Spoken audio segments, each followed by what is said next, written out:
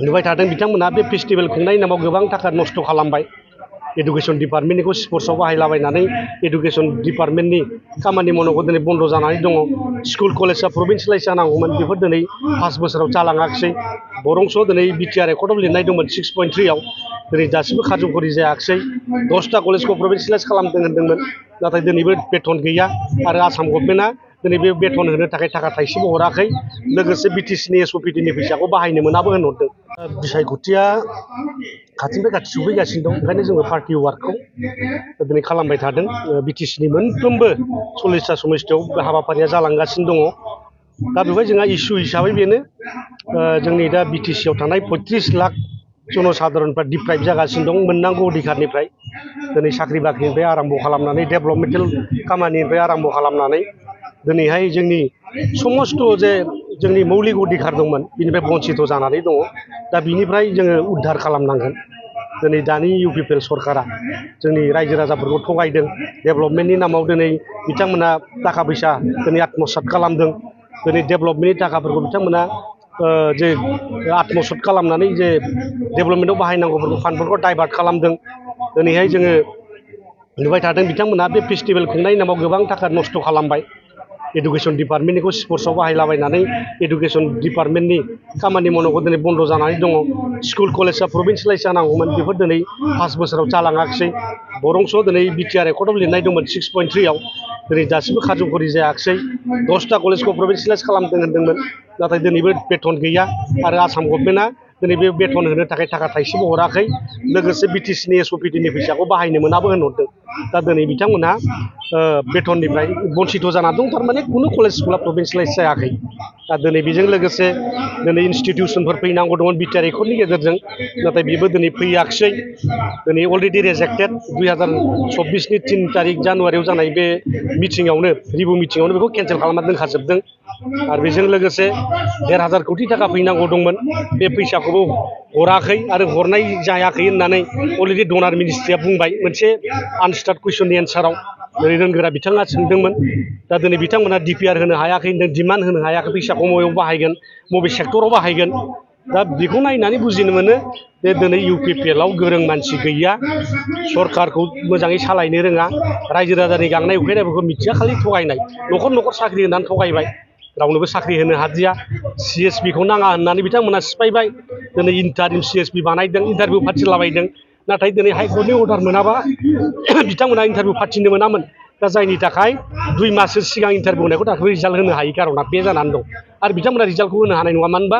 हाइकर्टआ दाबो बिथांनि फाइनाल रिपर्टखौ हराखै मोनसे बार्डिक फाइनाल बायदि ओंखाराखै दा ओंखायनो बिथांमोना बेराफारफ्रोमबो थगायनाय आइजोफोरखौ थगायबाय दिनै 75,000 होगोन होननानै दा बेफोरबो मोनसे थगायनाय दिनै लेन्ड पाट्टा होगोन होननानै बयनोबो खोथा होदोंमोन दिनै बेयावबो थगायबाय दिनै लेन्ड पजिसन सार्टिफिकेटसो होदों बयनोबो हानि अधिकार होनायनि खोथामोन नाथाय दिनैहाय चिराङाव गावनि बर' मानसिखौनो बिथांमोना उच्छेद खालामदों बेसेबां दुखुनांथाव फरेस्ट डुवेलार्स एक्टनि गेजेरजों हासो होनांगौमोन बिथांमोना होखारदोंसो होमबा बिथांमोननि जेथुनाखि प्रतिश्रुति गासिबो उल्थाजोब दा बेखायनो बिथांमोननि सायाव दिनै माने रायजो राजाफ्रा बिसास गैला आरो बे इस्युखौ लाना जों आवगायगासिनो दं आरो रायजोफ्रा जोंनो खोथा होदों जे फैबाय थानाय बिसायख'थियाव जों इउपिपिएलखौ बिदाय होसिगोन फैबाय थानाय बिसायख'थियाव बिपिएफनो भट होनानै मोनसे मोजां सरकार जाय सरकारा 17 बोसोराव रायजो राजाफोरनो मोनसे डेभेलपमेन्ट होनो हादोंमोन लामा दालां बानायनो होनो हादोंमोन स्कुल कलेज प्रभिन्सियेलाइज खालामनानै होनो हादोंमोन दिनै CIT engineering college Bodoland university दिनै बेबादिनो गोबां बानायनो हादोंमोन बेबादि गोरों नेताखौसो दिनै नांगौ होननानै रायजोफ्रा दिनै नेगासिनो दं बिगासिनो दं 100% थगायदों आरटिआइनि गेजेरजों जोङो दिनै मोनगासिनो दङ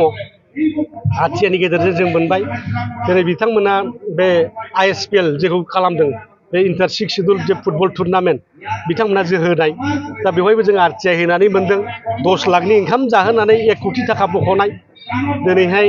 उदालगुरियाव दिपेन बर' हार्डवेर इन्टारप्राइज नाम हयथ' बे दिपेन बर' बिथां एबसुनि आफादगिरियानो जागोन खोमा जों मोनसे केटच खालामदों आरोखि दा बिथाङाबो 3 कोटि थाखा बख'दों हटेल माबा माबि जाहोनाय खरसाव बिथाङाबो 10 लाखल' थांदोंमोन जोंनि खोनानायाव दा बिथाङा बिनि एगेन्स्टआव 3 कोटि थाखा बख'नानै जादों दा बिदिनो गोबां आरटिआइ कपि दङ इडुकेसननि फैसाखौ स्पर्ट्सआव बाहायनाय दा बेबादिनो टेम्परारि दिनै बायदिसिना बानायलाबायनाय गेलारि टेलारि बानायनाय औवा बायनाय बाथाम बायनाय दा बे फैसाफ्रा दिनै मिसइउज जाजोबनानै दं आरो मालाय आरो बिथांमोना खुंनोबो हादिया खालि खेबसेल' खुंनो हाबाय सिजन 1 खुंदों सिजन 2 3 4 5 फैनांसिगौमोन नङा होमबा खुंनो हायाखिसै दा बिथांमोनहा बे जाख्ल'नाया दिनै बारा जादों गोबांथार आइटिआरनि गेजेरजों दिनै प्रमान जाबाय 10टा कलेजखौ जों दाख्लै आरटिआइ होनानै दिहुनदोंमोन बबेबा कलेजआ प्रभिन्सियेलाइज जागो हाग्रामा महिलारि खुंनाय समाव आरो दानि प्रमदनि समाव दिनै आरटिआइ कपियाव होदों मोनसेबो कलेज प्रभिन्सियेलाइज गैया खिन्थु हाग्रामा महिलारिनि दिनावसो दिनै गोबां कलेजफ्रा प्रभिन्सियेलाइज जाय बिनि जोंनि लिस्टबो दं 13टा कलेजनि लिस्ट दिनैहाय नोङो Kokrajhar commerce college Kokrajhar science college Kokrajhar girls college बिदिनो नोंथांमोननि मुसुलपुर दिनै गोबां उदालगुरिफ्रावबो दिनै बिनि लिस्टफ्रा दंजोबो आरो मालाय दा प्रमद बर'आ जेबो खालामनो हायाखै दा बेफोरबायदि मोनसे जाख्ल'नाय दिनैबो खोनाबाय थादों बिल हरोबा 30% लानाय खामानि होबाबो 30% लानाय बे आरो साख्रि बाख्रियाव दिनै गावथ' होनो हाया दिनै बै हाग्रामा सारनि समावहाय मामोन थार्ड ग्रेड फर्थ ग्रेड साख्रियाव बिटिसिनि मानसिफ्राल' मोनोमोन बिटिसियाव नाथाय दिनै बाहेरानि मानसिफ्राबो फैनायाव साख्रि लाफैगासिनो दं थिखा थुख्लियाबो बिटिसिनि बाहेरानि मानसिफ्रा लाफैगासिनो दङ दिनै उदालगुरियाव गिदिंनानै नुदों दिनै गिदिर बे अन्थाइ बालानि महलफ्रा सोरबा बिटिसिनि बाहेरानि मानसिफोरनि आखायावसो दंजोबो होमबा जोंनि बिटिसिनि मानसिफ्रा मा मावनानै जागोन सेंग्रा सिख्ला बिए पास एम ए पास जानानै ओरैनो दंजोबो दा बिथांमोना मा खालामनानै जागोन जों मा खालामनानै जागोन दा ओंखायनो बे मोनफा इसु बिथांमोना दिनै जोंखौ थगायदों बे थगायनायखौ दिनै गामिनि ना फाननानै जाग्रा मैगं फाननानै जाग्रा बन दाननानै जाग्रा फिसा बेफार बानिज्य खालामनानै जाग्रा बयबो मिथिजोब्बाय बाजाराव बेसा किना गैला हार्डवेर स्ट'रा बिक्रि जाला ना बेदर फाननो हाला दिनै बेबादि अबस्था जाना दं बयबो सोलायनायखौ लुबैफिनबाय प्रमद बर'नि सरकारखौ